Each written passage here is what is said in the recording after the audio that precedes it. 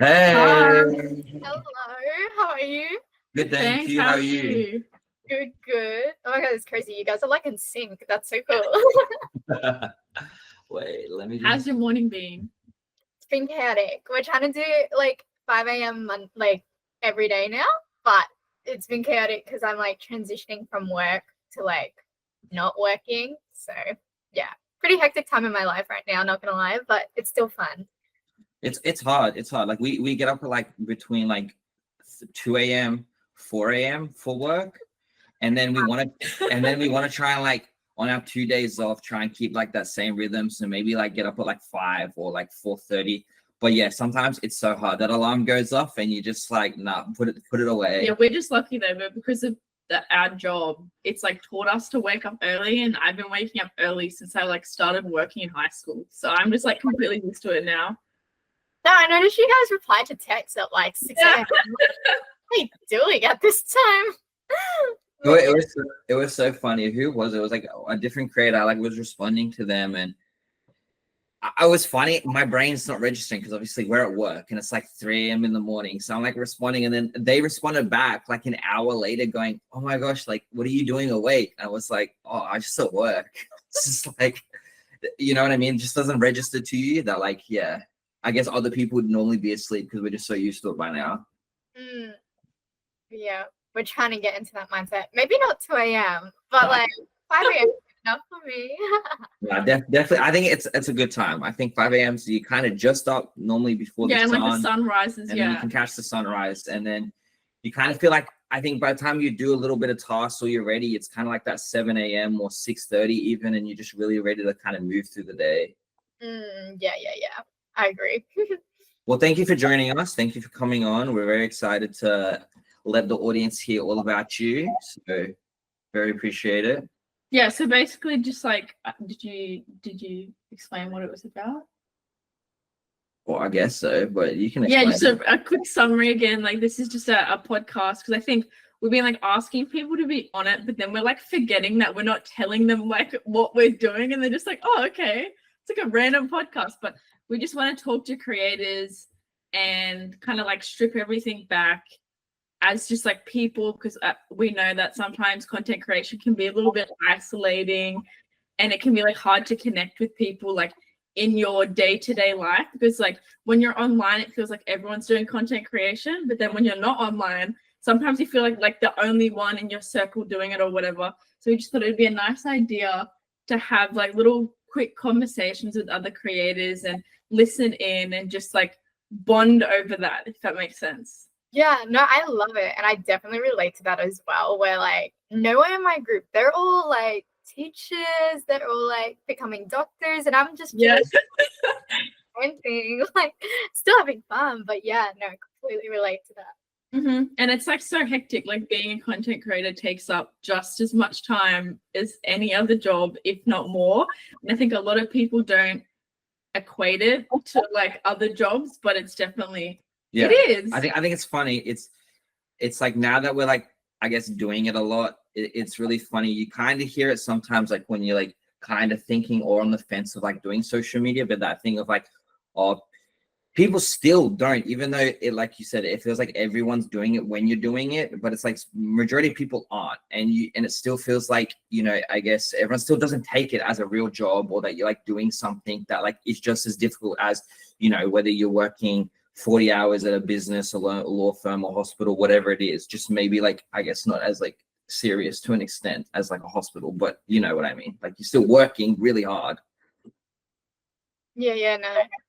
I literally had this like thought the other day where it's like I'm always on my phone and I'm always like looking at other creators and I'm like, oh my gosh, like there's so many of you. Like, but then the minute I step outside, it's like no one has their phone out, especially because I do like a lot of experiences and going out and like all that kind of thing. In my head, I'm like, everyone's filming content, everyone's doing this. But the minute you step into like, I don't know, like an escape room or something, no one's doing that. Like, Yeah. really weird, but it's always in my head. Yeah. I think that's funny. It's like really true with like when you think about foodies or food like Instagram pages, it's like you're always seeing people, but then like nearly every time we go somewhere, it's like no one's got the camera out. It's like, where are these foodie people? It's like, Yeah. is it even real, or am I just like on some like deep dive fake thing on Instagram where like, no, it's just like edited? But it's funny. I guess it's just a part of the journey. I Mhm. guess being, what's the right way to say it? I guess being our own star. I guess in some way. Being our own main character. We are the main character. That's right. That's right. Well, we'll just get in straight into that first question and just kind of tell us a bit about, I guess, what got you into content creation, how you kind of got into, like you just said, you're now transitioning from like leaving your job to doing it full time.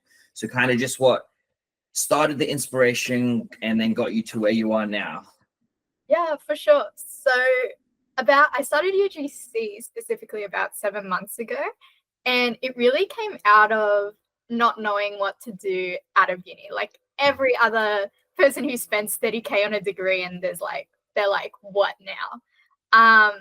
But UGC was always in my mind during uni, but no one ever told me how much work it actually required. And I think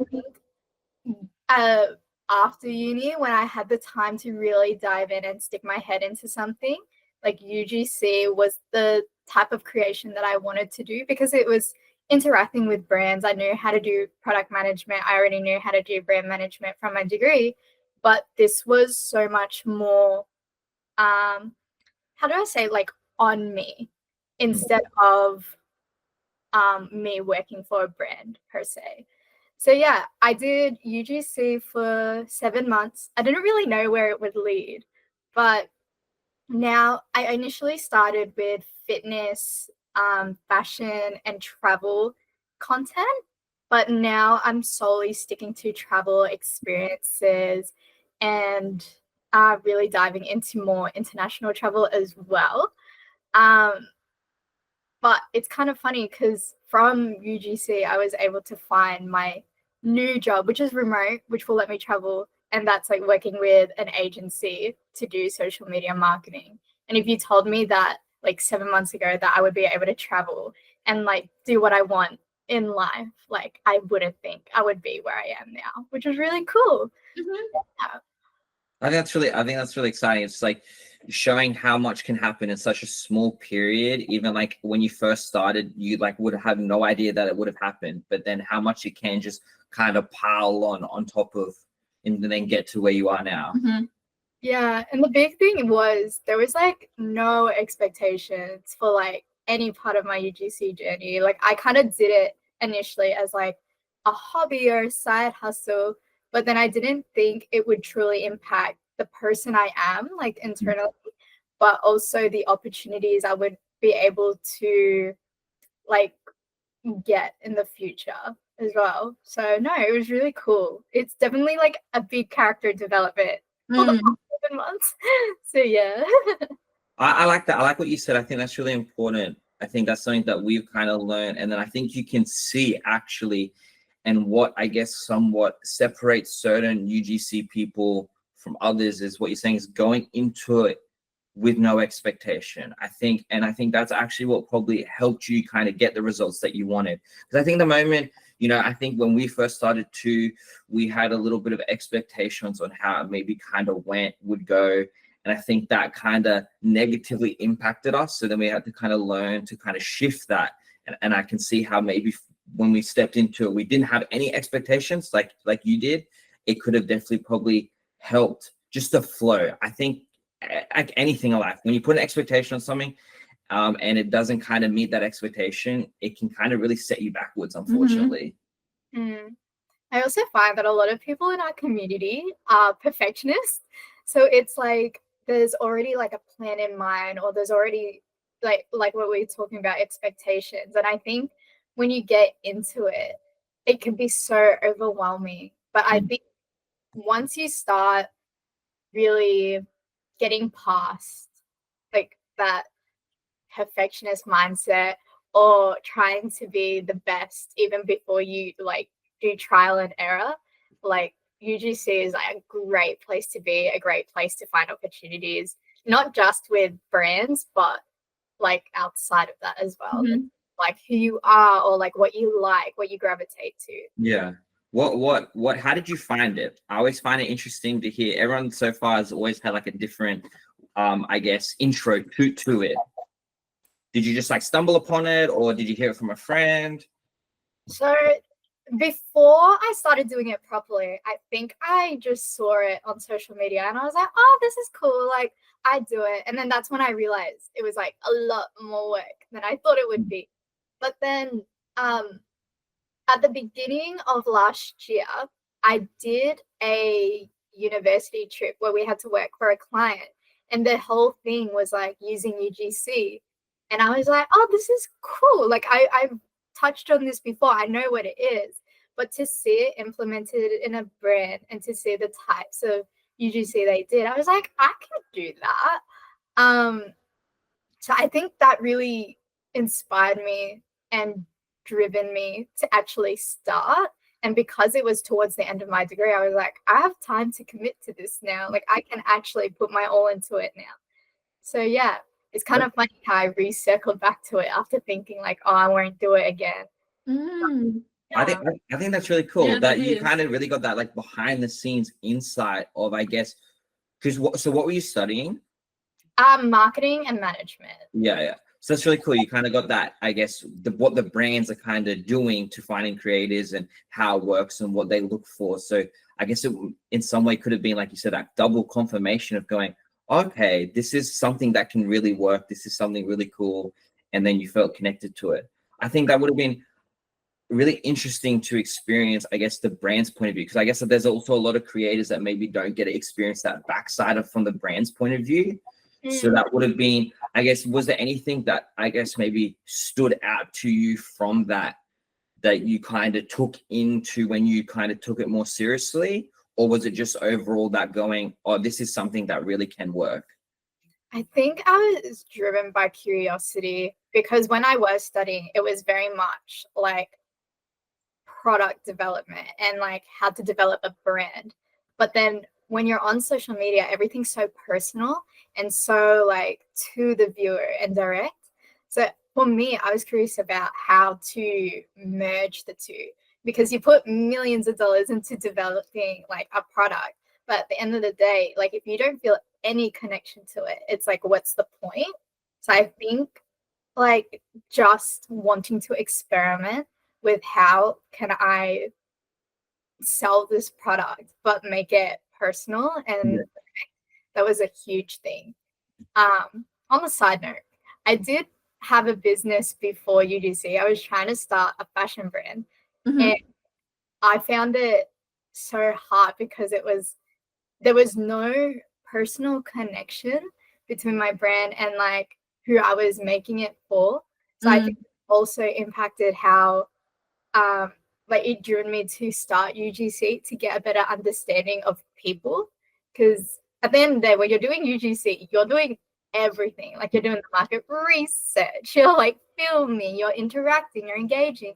So I think being able to put yourself in so many hats, like, has driven my curiosity, but has also made me more, what's the word? Like connected to brands in a weird way. Yeah. I don't know if that made any sense, but that makes sense, especially because like as someone who has zero marketing like background experience starting UGC, it was a big mystery, I think, as to like how customers and brands work. So that's really cool. That's really, really helpful.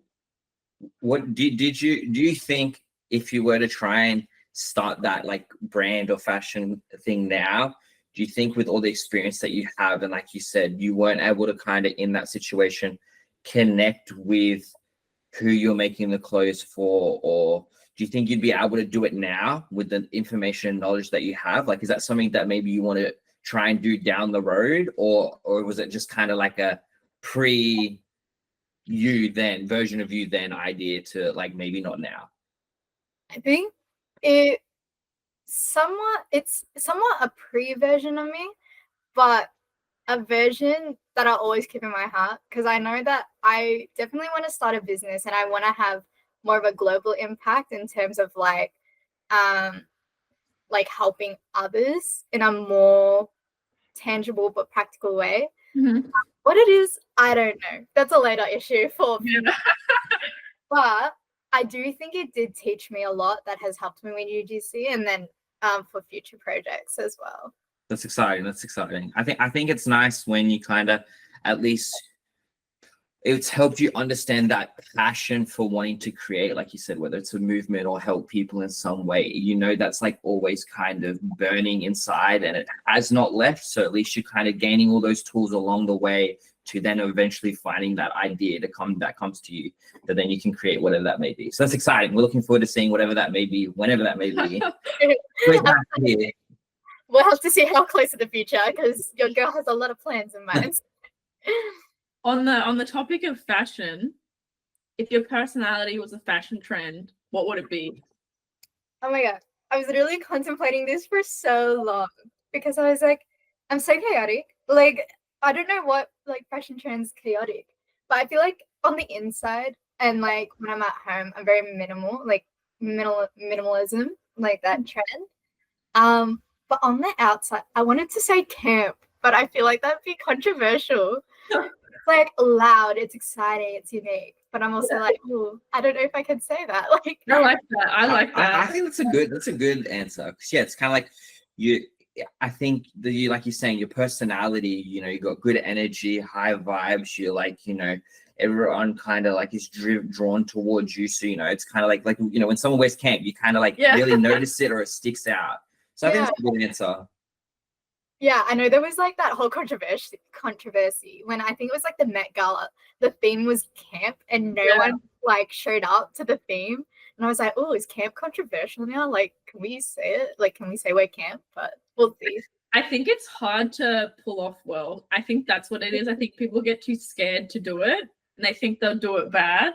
Yeah, and then they under deliver, not underdevelop. They under deliver. Yeah. Maybe you could start a fashion trend that's like minimalist camp. Yeah. I reckon that would work, possibly. You have like one camp item on. Yeah. And then you just like one neutral tone. Be cool. Well, and then as you were kind of saying, you're enjoying traveling, and that's kind of where the direction that you're heading in. What is one place out of all the places you've been to that you thought you would love, but it ended up not kind of, I guess, reaching the vibe that you hoped it would? So I'd have to say Milan in Italy. So when you think Milan, you're thinking like fashion capital, like icons everywhere. And when I went, I don't know if it was because I was sick at the time when I went, but it just felt so overrated. Like it's a nice city, I will admit, but there was nothing screaming to me like, wow, I'm in Milan. You know? Because like a lot of people talk about how Florence has its own character and own personality, but I didn't feel that with Milan. And I was disappointed because I like at the time I was very into fashion as well. And I was like, oh, this kind of hurts. But yeah, it would be Milan. How long were you there for? A week. But yeah, a week wasn't long enough time to be like, oh, I don't know if I like it here. Do you think you'll give it a second try? You know, I feel like I'll have to. Yeah. Like without being sick and everything. But I haven't been to Rome yet. So I might have to like do a detour if I really, really hate it the second time. Yeah, that's a good idea. Yeah. I want to go to Rome. We want to go to Rome. I've heard so many mixed things. Like people either say that Italy is their favorite country that they've been to, or others say that it was like overrated and it was so full of like just tourism and like it was so busy and crowded. I think it's like it just depends on the person and it depends on what you're interested in. Like I think like a country like Italy, if you're like interested in history or architecture or like culture, it's like you're just gonna like, I think you'll love Rome. But I think other people that are kind of like, oh, I'm just going on like a vacation, it's like inconvenient that there's so many people there. If that makes sense. Yeah, that's actually a really good point. I never actually even thought about that. I find it so weird. Like obviously you're someone who likes to travel. I find the strangest thing people who aren't interested in traveling. I find it so bizarre, like each to their own, but it makes no sense to me why you wouldn't want to travel. Like I literally can't understand that. It's like someone saying they don't like animals. It's like it makes no sense to me. No, I definitely feel that. I've had a lot of people actually come up to me and be like, "Oh, traveling's not my thing. I prefer cars." And I'm like, "How is this a collective thought? Like, it wasn't just one person. It's into two, then three, then like a whole group of them." And I was like, You can get a car overseas in like I don't know in Paris and drive around. Like that's so much more exciting than just like building like your car." But I don't know. Like you said, each to your own. I don't want to get canceled, but like I do like cars too. But traveling, like it's crazy. Like there's so much beyond where we are. But I think it's funny. I think what's from a few conversations I've had with people, funnily enough, it ends up actually being about planes. It's like not actually necessarily about Oh yeah. the location or leaving the country. It's actually they've got this fear of like planes. So that's Whether what I they said, think they they're don't gonna, like travel. yeah, so they just kind of lump it in because they go, oh, well, living in Australia, if I want to go overseas, I have to get on the plane. And I think like they're scared of whether the plane's crashing or whether That I like, feel like it's an uncomfortable. I feel like flying's a valid fear. So I guess in my head I've always gone like we're so passionate about travel. You can't have a fear of planes. Yeah. It just doesn't work together. But I guess like for people, like that'd be very hard having like a crippling fear of flying. Mm. What's the longest flight you've done? Oh, it was a long time ago, but I think it was like 18 hours. I was going to America. That was Yeah. the longest flight, but I've had the longest travel day I've had was like 24 hours, and it was to Sri Lanka. So Was that like multiple planes or? I had four transfers, and That's crazy. and Was that it's was that accidental or like it just kind of ended up happening that way? it kind of ended up that way because at the time Sri Lanka was going through a lot of like political like drama, and to get there was very expensive. So we ended up going like, if this is Australia, we went up, and this is Sri Lanka actually. So Australia, Sri Lanka.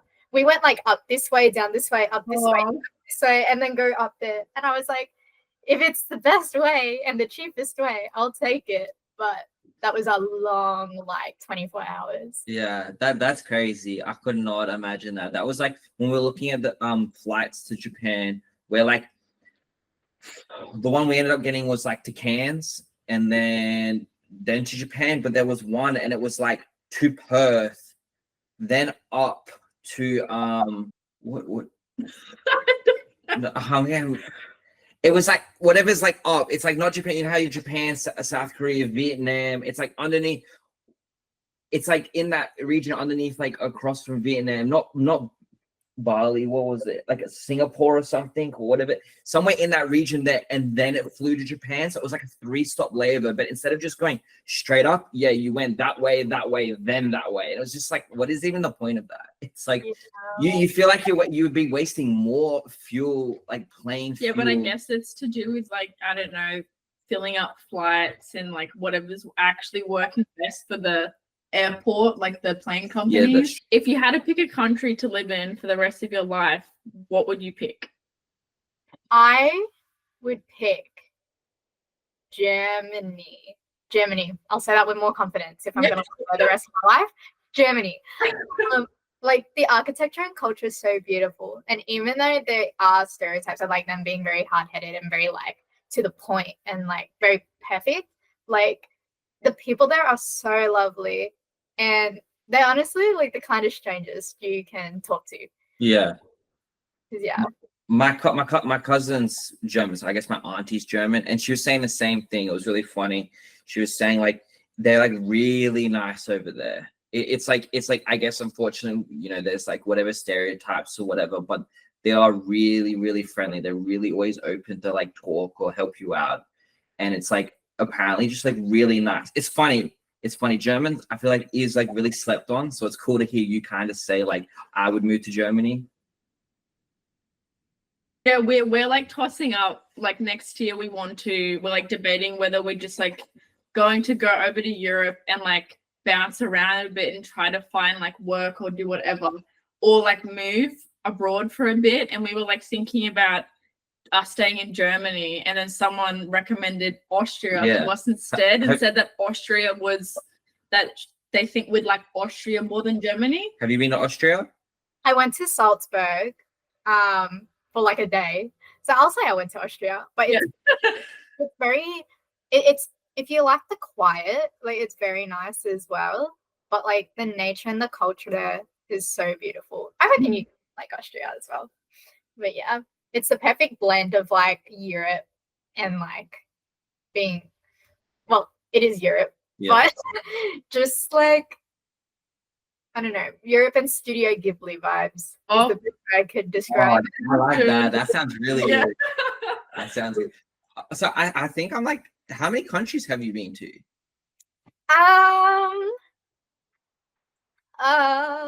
I think oh, I don't know. I think more it would be around the double digit mark at this point. Yeah, because I think by the sounds of it, that you've been to more countries than I had realized that you'd actually been to. So it's really cool to see. Were you doing? Because I don't think some of them are on your account. Are they, or have I just not seen it? You like some of the what I'm trying to say is what I wanted to ask when you're doing when you're over in Europe, were you doing UGC travel stuff during that period as well, or has that kind of only just been recent with the recent places you're going and have So been? with Europe, that was a marketing study trip that I did. But I did manage to cover a lot of countries while I was there because everything's so accessible by train. Mm. But I used a lot of the content from that trip to start my portfolio and to start like segueing into UGC. But even before that trip, my family loved to travel as well. And I'm Filipino, so I used to go to the Philippines all the time, but they'd always try to squeeze like another country in there. Yeah. Because if you're already overseas, you might as well make it worth it. Yeah, literally. But yeah, so from Europe, I just took content from there to start my portfolio. And then I went to Bali as well mid-year last year, knowing that I was going to do UGC, but not having a plan yet. But then I did the same thing, using clips from that trip to really start my portfolio. And it was only when I went to the Philippines. It was only when I went to the Philippines when I was like, okay, like I'm making content for UGC kind of vibes. So yeah. I got a question that I think would be fun to hear your answer. Do you think that having your portfolio, should you have two separate, I think there's this massive debate, or I guess like you hear multiple different opinions of having, or you should have one UGC portfolio and one travel portfolio. Like, are you in agreement with that? Or do you think you could kind of fuse it together because of in some way, I guess you still are making UGC content. It is just like for travel accommodations or whatever it may be. So I'm a big fan of having two. I have two. And the reason for that being is that for travel UGC, you don't get as many deals as say like skincare or fashion or fitness. And I think for a travel like portfolio, you kind of have to be more specific to like experiences, accommodations, because those brands won't care that you can market a product. At the end of the day, they're marketing like an experience and they're very like bookings driven. And I feel like a regular portfolio can't show that. Mm-hmm. But I will say in your regular portfolio, you should have a link at least to your travel portfolio, or even like I have a sub page where it's just travel and it's more UGC travel per se. So like using like travel products or accessories or experiences, but having two is just like nice. Yeah. Who you're pitching to, you can just send whatever you need to send. Yeah, that makes sense. I think it's interesting. It's like the more that I'm like learning, it's funny. It's kind of like maybe the most ideal thing is you have like, it's funny. I think you have like a media kit, which should be like your cover letter, I guess, to some degree. And then it's like, your different portfolios, whether it's UGC like product based, or then it's like you're saying, a travel portfolio. And then, you kind of link them to like your media kit as like your, as like your cover letter, and then they're like your resumes, depending on the brand. Because I think it's interesting. I think so many people get confused. I think it actually stops a lot of people too, because they kind of maybe already have a portfolio, and then it's like, oh, what, I have to create a whole new one now, or they go, oh, do I put it all together? And like you're saying, that may not work. Travel brands maybe only just kind of want to see you showcasing that experience, not how you implement a product. It's like so different, like product videos to showing a space or an experience. It's completely different in my opinion. It's like when you're writing a pitch though, like you don't want it to be copy and paste. And in my opinion, having that separation, it really just like shows that you're an expert in like that travel space, but also it gets the people you're pitching to see the point of like your pitch. Rather than like scrolling through and trying to figure out like, does this girl actually do accommodations or is she doing product? We've been talking about, it's so different, and the experience you can provide for your client is very different if you're doing product versus an accommodation, travel, etc. I think that's good. I think that's really good advice.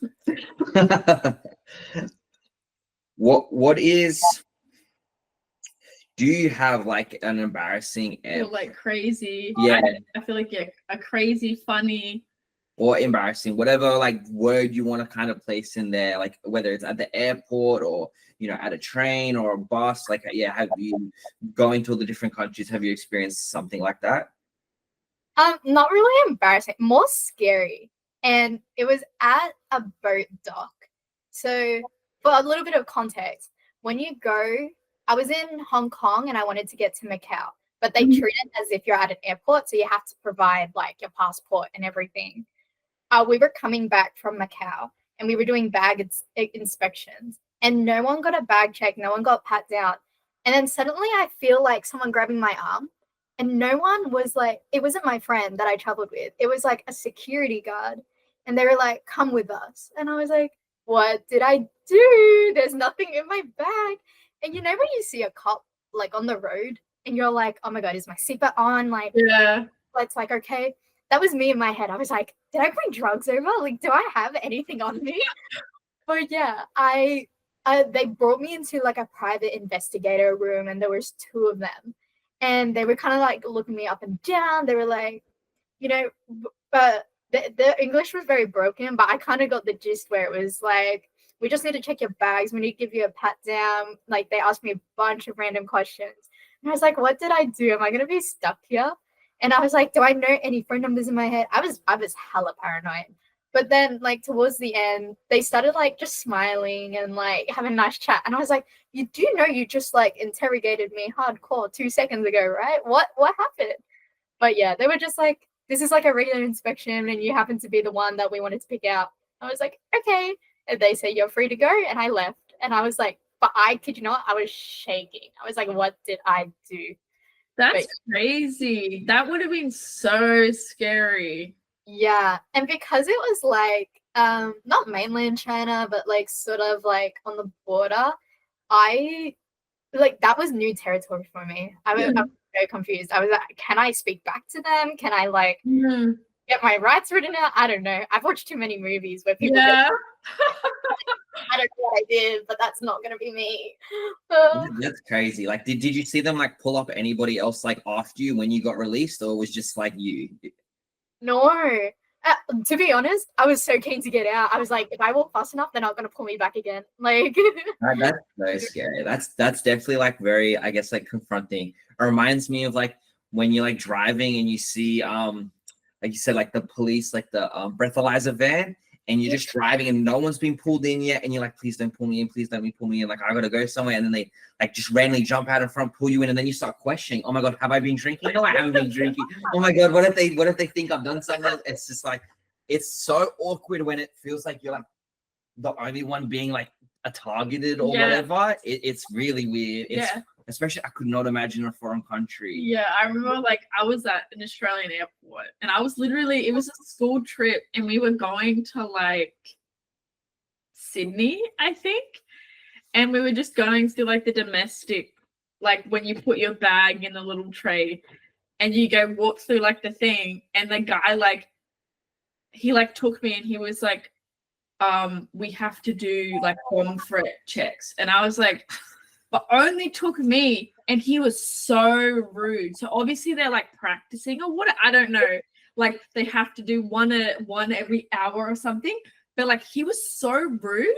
And I was like, what? I was like getting so confused. I was like, why would you pick me? Like, why do you think I look like I have a bomb? It just, it was such a weird experience. And then it makes you question yourself. It's like, Yes. I don't have a bomb. That reminds me of every time, like, so when we went to Japan, even when we got to Japan, and then when we came, like the Gold Coast airport and the Melbourne airport, I've like not been able to go through that scanning thing. You know, when you like Yeah. scan like that and not like set off the radar. I have no idea. And it's like whether sometimes it's like it says it's something's up here, it says there's something like in my pants every time. And then when we were in Japan, we got there really late because we flew into Osaka and then we stayed at the airport. And I think we must have got there around like 9 or whatever. So we checked in and then we had to jump back on another plane to Tokyo. And yeah, that was like really weird too. They're really chill. Like it's funny. I find like I'd be intrigued to hear your opinion. I find like people at Australian airports like really like aggressive. Because like even compared to like keep in mind we've only been to Japan, but compared to Japan, the Australian airport was so like more chaotic and unnecessarily stressful. Yeah. Like I've had so many instances where the person at the bag check is like yelling at you, like, put your jumper in there, like put everything in there, and it's like makes it so much more stressful. Whereas in Japan, they won't say anything. Yeah. And it was so nice. The whole room was like almost completely quiet. Have you found like do you agree with that, or have you found like there's been a different country that's the like I guess airport staff or process has been a bit more, I don't know, aggressive, hardcore, or like a bit inconvenient? So the Philippines actually has a very intense like process. So like I think in Australia you only really get one bag check and then you're sweet, you're good to go. But in the Philippines, I think the most I've been bag checked is like 4 times before I actually get on a flight. What? And this is like regular security. And then before you get to the gates, they do another bag check. Before you get on your plane, they'll do another bag check as well. And if they feel like they missed something, they'll pull you aside and they'll just like do it more thorough. And I'm just like, what's the point of all this? Like, what was I possibly able to get from entering the airport to the security to the actual plane? But I've heard like tourists like around me all the time being like, this is so unnecessary. Like, why is this all happening? But yeah, Philippines is definitely intense. There's a lot of videos about it as well. That's interesting. I wouldn't have known that. I wonder if there has been really like a oddly high amount of instances where they've checked someone's bag and then they somehow had something. What did you as well? Because they do swab tests as well. But someone next to me was actually complaining like that was absolutely pointless. They didn't even go thoroughly in my bag. It's just like on the top. And I'm like, yeah. I honestly don't know how it works, but if it means I get on my plane, then I'll do it. That's all that matters. Yeah. Sorry, what were you saying? I was just gonna say it matters if I get home and then I'm happy, it's fine. I was gonna say, what did you think of, because you said you went to Bali, because we're going to Bali too throughout like our little country hopping. And it was funny, I read somewhere getting all the you need like 4 different different things to get in. And it was interesting. I was reading that apparently like they're really strict on like letting people in, which I didn't even realize this. Like I also learned the other day that apparently the import laws are really crazy. Apparently like if you buy something and import it in, you have to pay the import, which is like, depending what it is, like $500. And then you have 100% tax on top. So you have to pay double whatever it costs you to buy, which I thought was really fascinating. Because I think what I was reading, apparently, like if you have like a scratch in your, or like a little tear or a little sweat in your passport, they can like deny access. So I wonder if, I was gonna say, did you experience anything like that? Or did you think that it was pretty easy to kind of get through Bali and that? I think it was pretty easy. Even like the guards and stuff when they're checking your passport, they're so nice. They're like, "Have a nice trip." But no, I think because I solely went for like vacation, so I think it was pretty easy as long as you have the right things. Like, Yeah. I will say though, there's a lot of like digital things you should have pre-prepared because the lines in Bali are so long. Like, I think me Yeah. and my friend were lining up for like 2 hours just to get like the security check done. Yeah. Um, But if you have it all digital and like pre-prepared, then you're fine. But I think that's the same with any other country. If you do it before you land, then you're sweet. But yeah, it was easy, I'd say. Alright. I've actually only ever heard good stories about going to Bali. I guess I just thought it was really interesting when I read that. I guess you always end up hearing the bad stories, like when someone has a bad experience, they like tell everyone. So you always end up hearing more about the bad stories than That's the true. good stories. That's true. This is a very fitting question. If you were arrested with no explanation, what would your friends assume you did? I feel like I wouldn't even have done anything. I would have just like yapped too much or like found myself in a situation that I wasn't supposed to be in because I'm so nosy and I just want to know what's going on. Someone would like arrest me being like, "Oh, you're part of the situation," even though I'm just observing, I'm just there. But because yeah, I was thinking about this a lot actually because I used to work in retail but the area I work at has a lot of theft, so I would always be the person that kind of goes up to the situation and be like, "Hey guys, these people look so suspicious, like let's keep an eye on them." Yeah. I wouldn't really do anything. I kind of just like stand there and observe and be like, guys, they're taking stuff. But I found that like last week I literally got brought up by security being like, "Look, like, do you want to like put in a word about like the security issues like in the store?" And I'm like, "Oh, I'm not actually that important to the store. I'm just a part-timer. But like if you want someone Funny. on." Yeah. Basically finding myself in a situation where I'm not supposed to be in, but Yeah, the wrong place, wrong time. basically, yeah. Except I put myself in that position. So Your curiosity just takes you places. yeah, whether it's good or bad, apparently. I actually like would argue that's a really good thing. I think that's how you experience more in life. Instead of just sitting back and not ever wondering why something's happening. Yeah, it's like you go and find out. it's high reward, high risk. But I Yeah. guess that's like the point of living, to experience things. Within reason, though. Safety. Yeah. Yeah. That's important. What is something that has surprised you about traveling and experiencing different cultures? Like maybe, I don't know, whether you had like an expectation of a certain country and it kind of really. Or also, like, I think I would like to say, like, how has traveling, has it changed you as a person?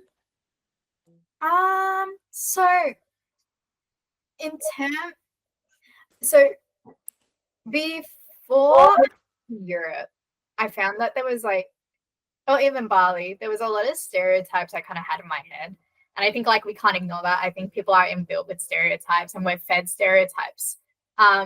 Especially when you're in a country like Australia where it's like so diverse as well. Yeah. And I think I had a preconception of what I thought each country was going to be. But once you're in there and you're really immersed in the culture and you're really like getting into the community, you find at the end of the day, like it sounds really like obvious, but we're all human and we're all just trying to live our best life and trying to do the best we can to be fulfilled. And I think like the countries where I thought they would be so distant, so reserved to themselves, have actually been the countries where I've made the most friends or spoken to the most people about their stories and their backgrounds and, you know, their history and why they're where they are today. So I think traveling has really given me an open mind in terms of learning about others, but learning about cultures, people. And yeah, like I always, even when I'm back home, I love just learning more about people and finding out their stories, basically. I think going really taught me to open up my mind, basically. But yeah.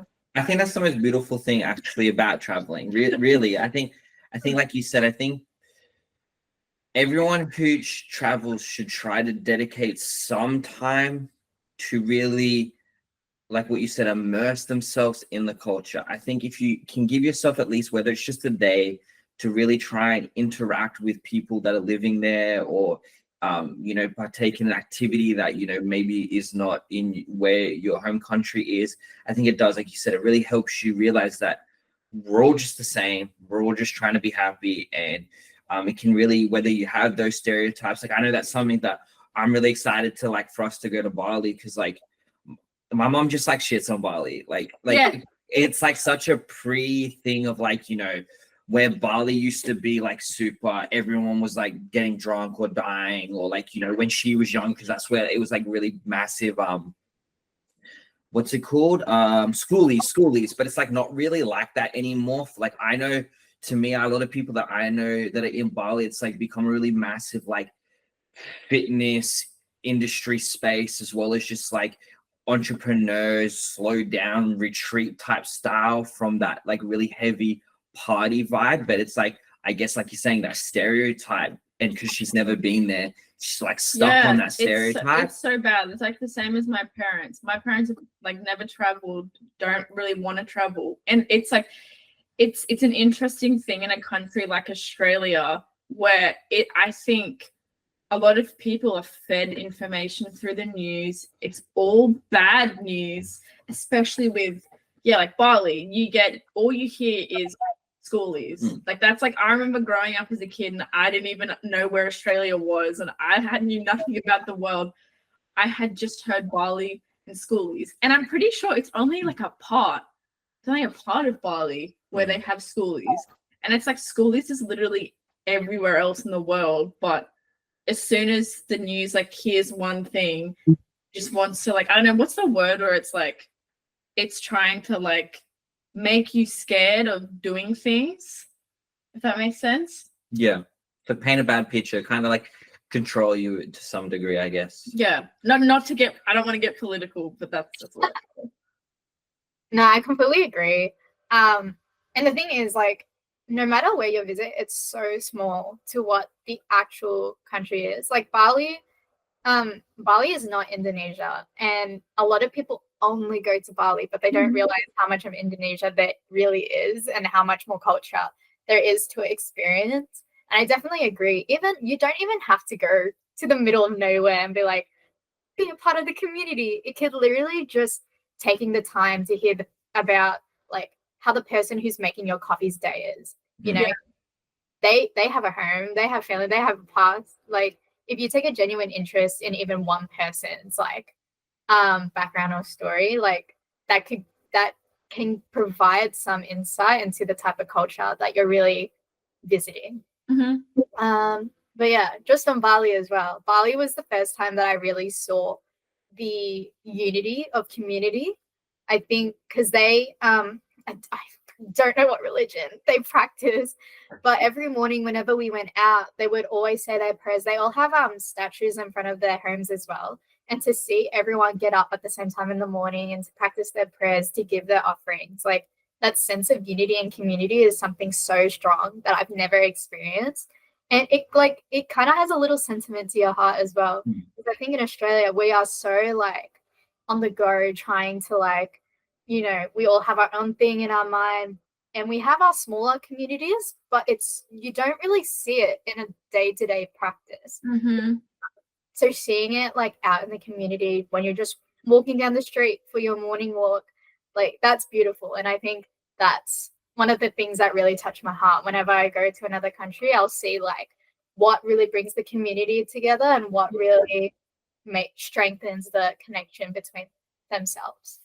I agree. That was like us in Japan. It was like, I think it's funny. It's like Australia has somewhat taken on like America and England's kind of like fast paced, go, like I guess culture, so to speak. So like I agree. It's really nice to kind of take yourself out of that and experience and see something that can open your mind and help you kind of draw you back into, I guess, like some form of self-reflection, or like connection to something else. And like, yeah, that's what we found in Japan. I think it was so nice to just see, which is funny. Japan's like really, really go too, but they're so like It's like drawn back and relaxed and, you know, really understanding of other people. And like, you know, it was funny. I think at times it really helped, like for example, like being on the trams, like it was really nice to kind of just like, you know, I've got a bit of a loud voice, so like it was nice to kind of just try and remember to take those moments to like, hey, just, you know, be quiet, you know, no one else is talking, you know, no one else wants to listen to your conversations, just kind of be present and really just kind of you like you're saying, you almost kind of connect to like this unity that is happening on this tram with all these different people, and it's just so fascinating because you wouldn't experience that here. Yeah, it's very, very interesting. Like now that it's been like a while since we were in Japan, and I had such like my whole life I've always wanted to travel, and my family never traveled, so it was such a big thing for us to go overseas together for the first time. And I didn't expect, like, my favorite part was visiting the temples and seeing like the shrines everywhere. Like there's just something that you can't like explain. It's more than just like sightseeing. You can literally like feel what the people everywhere are feeling. It's so special. Yeah. So I was just like really, We had to sit with that thought. It was so deep. Like, I was like just really like thinking back to, we're going so soon, like we're leaving in like 3 weeks, so we're just like really excited to like, yeah, kind of get back out there and actually also see more than like one country this time. So I was just like really like stuck into that thought. like you guys are literally going to experience all this again. Yeah, it's very exciting. So kind of just wrap it up into like our final 3 questions to, I guess, share some inspiration with the audience listening. What is the best advice that you've been given in your life? So it doesn't have to, whether you want to make it UGC, whether you want to make it travel, whether you just want to make it a day-to-day thing. What is probably one advice that's really stood out, and you know, whether you practice it every day or whatever, that you want to share? So this is the best advice that I can take with me, but it was the worst to receive at the time. And it was like, you don't always have to be right. And I think touching back on like being a perfectionist, like at the time I was studying, and I was a hardcore student. I had to get 100% every single time or else I was going to cry. But I think there is such an importance of getting things wrong and learning from them in order to grow. And I think if you relate it back to UGC as well, when you first begin, you feel like your portfolio has to be perfect, your videos have to be perfect, but you find the most growth when you really try and fail time and time again. And I think this advice has helped me when I received feedback, whether it's UGC or from a friend who said I did the wrong thing at the time, or, you know, just in life, because there's so many answers in the world that you feel like, you know, you have to pick the right one. And there's a lot of choices you have to make in life where you might think it's the right one at the time, but it could very much be the reason why something wrong goes bad later on. But I think at the end of the day, like, there's no right answers. You don't have to be the person making the perfect decision every single time. But if you're willing to learn from that and grow from that and take that as an opportunity, I'd say that's already the right answer. Yeah. So, yeah. That's like so good. So I remember hearing it's like literally the same thing. It's like the pathway to success is just a road of failures. It's like that's how you end up getting, even if you don't know what your end goal is, it's like you're constantly like going, do this. Oh, that wasn't what I wanted, but it literally always leads you to something else. And then you just keep moving. It's a very like powerful mental tool to have. And I think also like what you said, being able to take feedback, I think that's like so challenging, so challenging, but it's an ego. If you can really just like remove that and you know, at the end of the day, you don't have to take the feedback, but actually listening to the feedback and processing it, and then deciding whether you want to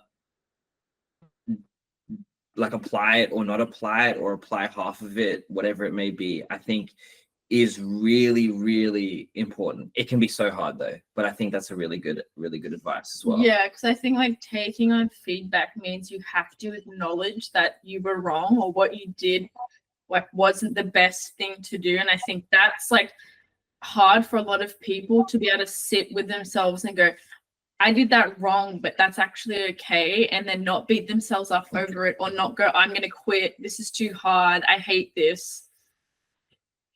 Yeah, I think like the answer you get from other people isn't what matters. It's the way you respond to it. Mhm. And yeah, like I was saying, it's like how you grow the most, how you end up, you know, finding your pathway. So as long as you don't just take it in and like don't do anything about it, I think that's worst case scenario. So yeah. Do you feel like there's like been a piece of advice or like a common truth that you've heard that just has not worked for you, or you've found that has not been true for you? Yeah, I guess like the flip of like what's the best advice you've been given, what's the worst advice you've been given. So people who may not have heard it, then hearing that they should not take it, I guess. This is controversial, but to stick to one thing and don't diversify, whether it's UGC or life, I think in life we're very told to pick a pathway, stick to it, grow from it, especially like because I come from a very like part of my family is very medical, and then the other part is very business. So it's like climb the corporate ladder or pick something that is secure and stable. I think we're always told to pick one of the two. Mhm. But I think if you don't explore your options, especially while you're young, you'll never be able to find your true passions or what drives you or what your calling is. I think most 20-somethings are always like, what's my life purpose? But you can't find that without diversifying and figuring out who you are and putting yourself out there.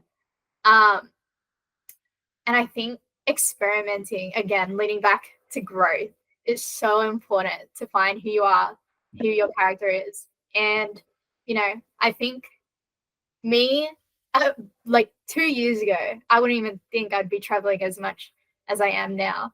But since I have segued into it, it really showed me different avenues on my personality and my character, and I have no regrets about it. If we wanted to relate it back to UGC and content creation, when you start, you're told to like pick niches and, you know, really focus on that niches, which is so important. But it also, when you're starting out, that kind of restricts you as well, because you don't know how many opportunities are out there. And I found when I stuck to my 3 niches at the time, there were so many other things that I could have been doing that I found that I was passionate about. And restricting yourself not only doesn't allow you to grow, but it doesn't allow you to see the wide opportunities that are out there, I guess. So yeah, just diversify your portfolio, diversify your niches. I think that's good, because it's kind of like, I agree with that, especially as a beginner UGC or even content creation. Anything you should try and do as much as possible, diversify, like you're saying, because instead of just kind of, because it's funny, you can almost end up, if you try to be strict on like 3 things or 2 things, it can actually sometimes also just make you end up hating it.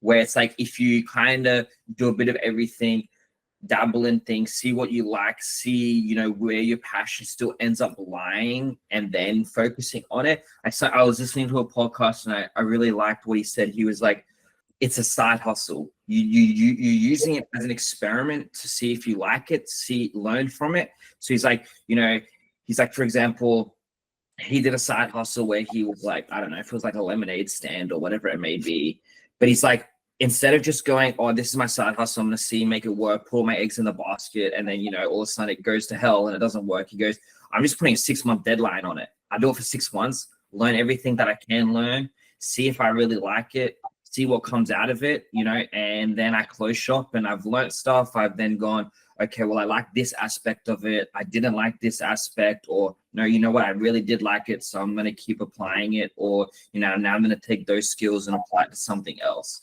So I think diversifying is important. And no, I agree. You should not just focus on one thing. Yeah, and I think it's also really, I think it's like it's a gift if you have a lot of things that you like and you actually have a lot of things that you want to do. I've spoken to people and I feel so sorry for people that have no idea what they want to do. They have no idea what they like, and whether they're stuck between being too scared to try and to fail. I think that would be like, is one of the hardest positions that you can be in. And I hope that all those people try things and find out things they like. But I think lots of people, like, whether it's since they've been a kid or from like trying things, find out what they like. And I think, yeah, it's literally a tool to have a heap of things. And the second someone says to you, oh, now you need to narrow it down, it's so hard trying to then go, I have to like delete part of my passion to hope that this brings me financial income. You end up picking like financial income over like your passion sometimes, especially with something like you see. And it's like, it's always felt wrong to me to want to ignore those. Like, they end up being parts of yourself, your passions and your interests. And yeah, I 100% agree. You see it everywhere. You literally see it everywhere. Niche down. And then it's like, okay, now you have to niche down even further. Now it's got to be even more niche down than just a topic. It's got to be like a specific demographic. And it's like, I understand why marketing wise that works. But I think for some people, it's just a road to ending up hating what you're doing. Well said. Okay. Well, last question, we'll end on a very high note. What is something small that brings you joy no matter what? So if I'm going to try and say this without going like in a roundabout way, but like when someone says, how are you? And you don't answer with good, how are you? That like you do a different response to that, that honestly makes my day. Especially working like in retail, I've gotten the good how are you so many times. And the one person that will go like, it's been splendid, or like, I don't know, something like crazy. It's always made my day and always made me smile. And now I'll try to like say it back to someone when someone's like, how are you? I won't say I'm good. I'll make a conscious decision to say something different. And it's so small and it's so scripted that we don't notice. But the moment when you take the time to actually say how you're feeling, even if it's just like, I don't know, I'm not feeling great today, I'm going to tell you about it. Like, that's so much better than being like, you know, the scripted I'm good. So yeah, taking time to actually say how you're actually feeling when someone asks, how are you? Yeah, I could like dive deep so hard into that, because I think about like at work, because we work in retail, even like with every like new shift and you come in and you say hello to your co-workers or whatever, because we have quite a few co-workers, it literally starts like draining you. Hey, how are you? Good, thanks. How about yourself? Yeah, good. It's like that 100 times as someone who like the same thing. It's like, it's so exciting hearing someone say something different. And I literally don't even know like the last time I heard someone say something else. And it's just crazy. It's like, obviously it's a politeness to say, how are you? And then answer and ask back. But it's almost like people pleasing, because if this person's having like a horrible day and they've just got to like autopilot, I'm great, like I'm doing so good, it's just like, it reminds me of like one of the people that I work with in my department. I'm like, they're like, it's like, hey, how are you?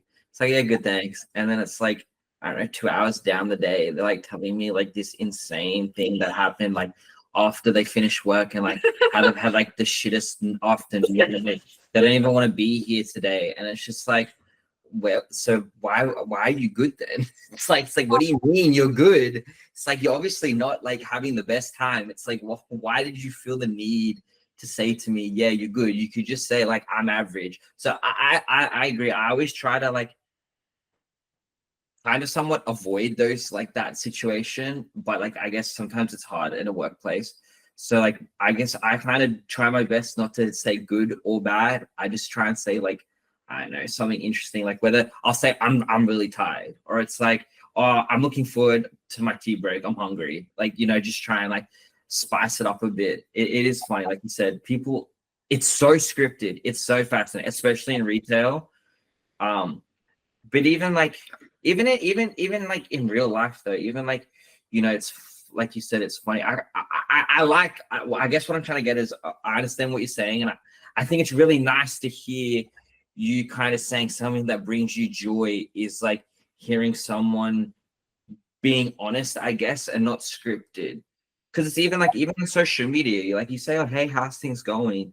And it's like, yeah, it's good, but it's like, no, like, how are you? How's things actually going? Like, you know, did you have a good day yesterday? Like, you know, did something bad happen? How's life? How are you actually feeling? It's like people think it's like almost invasive these days, but it's like actually just trying to build like a connection with you. Yeah, and showing that I care about you. Yeah, I think there's like a huge like whole.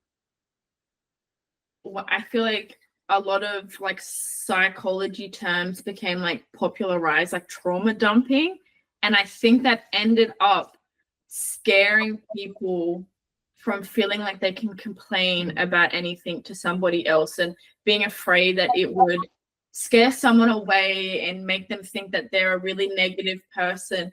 And I think it's really affected how hard it can be to connect with people in person, and honestly like even online as well, because I think people are more afraid of, for like their own reasons, how they will be perceived in saying something negative if it's not just like I'm great. Anything that's not great is something else. But it's super fascinating. But it definitely like sometimes it feels harder and harder to get past small talk with people, even at work, because it's so hard. You have to literally like be super obvious to find out anything about a person, especially when a conversation starts with, yeah, I'm good, thanks. It's like, I don't know where to go from here. It's like, you're not giving anyone something to work with, especially if someone's not like super socially gifted. It kind of just ends the conversation. Yeah, I agree. Yeah. Definitely to pick, like, whenever I have a conversation or whenever that does happen, if I can feel the person isn't vibing with it, like you kind of get a sense like, okay, whatever. But I like picking where I put my energy. So the worst that can happen is someone rejects me and they do say, I'm good, see ya, bye. Yeah. Is that you build like a really good connection, you learn about someone, and you know, you get a conversation out of it. Like the amount of times where I'll say like my favorite line in retail, and that I use outside as well, is like they'll be like, oh, how are you? And I'll be like, oh, I have no complaints yet. Yet is the main word. That's exactly what I say. And the customers will always be taken back and be like, wow, and they'll laugh a little bit, and then something will come out of that, like, as well. So if I can make someone smile, that's great too. Like, yeah. I love that. I remember when I used to work at a news agency, and there was like a lot of older and elderly customers. The older men, they would always say, I'd say like, how are you going? And they would say, good so far, but the day's not over yet. And it would just always be funny. And like, oh, I never know what's gonna happen. It's funny. It's actually like in some way, what's the word? Open. It's like an open-ended comment. It's kind of like it doesn't need to be responded to, but it can. Because I guess it's funny when you say, yeah, good thanks or bad thanks, it's kind of like you're closing off like the conversation.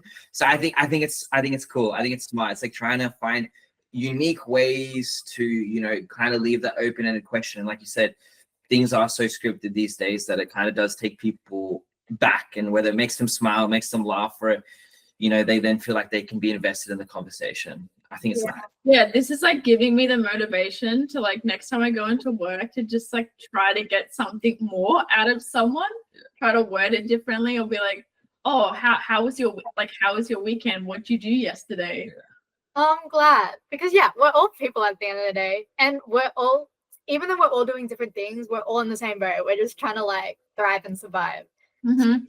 Something And small like that can make a small difference or a big difference. You never know. Mhm. Try. So And yeah, and you just never know, like the most unexpected person may end up teaching you something that you'll like remember for years and years and years after. I think that's like the most like magical thing about like humanity is you find the most unexpected things from the most unexpected situations. Well, thank you so much for joining us. That's the end of our questions for today. It's been a pleasure talking to you, and we're excited for the audience, and I hope they've all enjoyed listening to you and getting to know you a bit more, and then they can follow along in your travels, where you're heading to next, and following your adventures. So I hope you've had fun. Yeah, sorry, we went a bit over the time, but that's so fun. we were just all yapping away. Having Yeah, lots of fun. it got really deep, but it was fun. And who knows, maybe we'll bump into each other like in the next year at some random country, not even Australia. So Yeah, fun. that'd be really cool. That'd be really cool. That'd be fun.